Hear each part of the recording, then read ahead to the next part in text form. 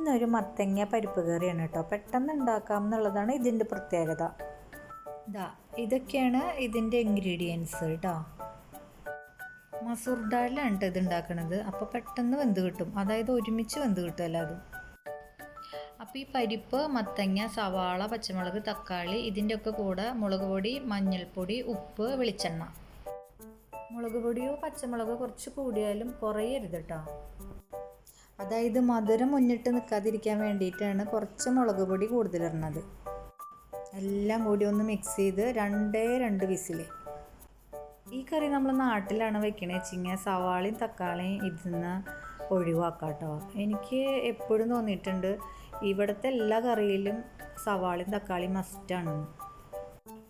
ഇതിനിടയ്ക്ക് നമുക്ക് നാളികേരം അരച്ചിട്ട് വരാം. അതിൽ ചെറിയ ഉള്ളിയോ ജീരകം ഒന്നും ചേർക്കണ്ട കേട്ടോ, വെറും നാളികേരം മാത്രം മതി.